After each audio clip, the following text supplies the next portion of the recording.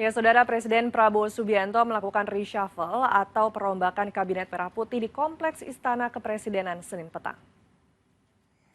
Ada 4 menteri dan 1 wakil menteri dalam perombakan kabinet yang dipimpin langsung oleh Presiden Prabowo Subianto. Yang unik, ini menjadi pertama kali sepanjang sejarah reshuffle kabinet diumumkan terlebih dahulu oleh Menteri Sekretaris Negara Prasetyo Hadi. Barulah setelah itu pelantikan dan pengambilan sumpah dilakukan langsung oleh Presiden Prabowo. Saudara-saudara, untuk diambil sumpah menurut agama Islam, sedia.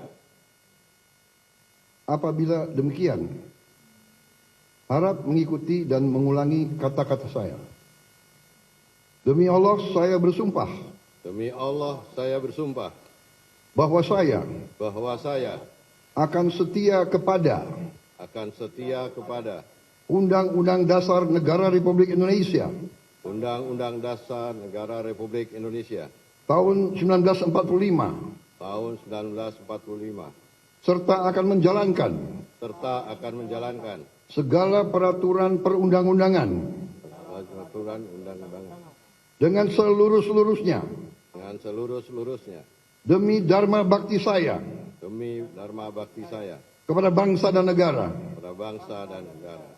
bahwa saya dalam menjalankan tugas jabatan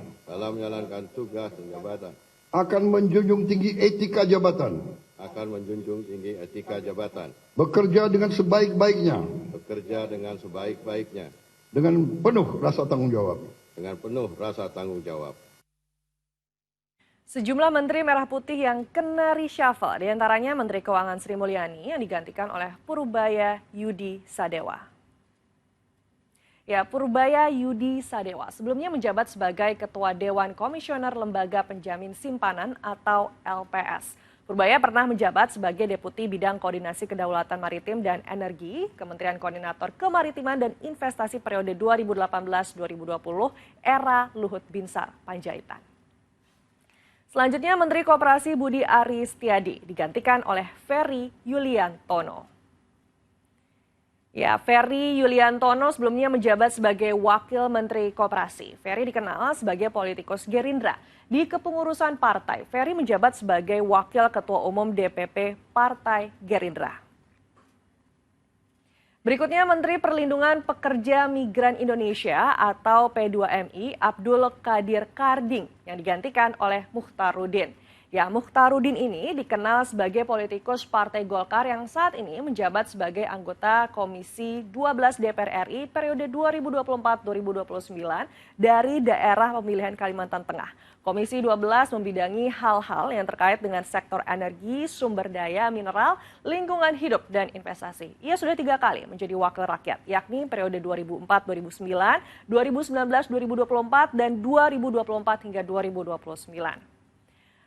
Sementara itu, Irfan Yusuf dilantik sebagai Menteri Haji dan Umroh bersama wakilnya adalah Dhanil Anzar Simanjuntak. Ya, Saudara, ini Irfan Yusuf sebelumnya menjabat sebagai Kepala Badan Penyelenggara Haji dan Umroh sejak Oktober 2024. Ia merupakan cucu dari pendiri Nahdlatul Ulama atau NU. Irfan Yusuf sekaligus menjadi menteri pertama di Kementerian Haji dan Umroh. Ya, itu adalah Dhanil Anzar ya, yang saya akan kembali jelaskan bahwa Dhanil Anzar Simanjuntak ini sebelumnya menjabat sebagai Wakil Kepala Badan Penyelenggara Haji dan Umroh dan ia akan mendampingi Irfan Yusuf dalam membangun kementerian baru yang mengurusi penyelenggaraan ibadah haji dan umroh. Sejak bergabung dengan Gerindra, Dhanil juga diangkat sebagai juru bicara resmi Ketua Umum Partai Gerindra Prabowo Subianto.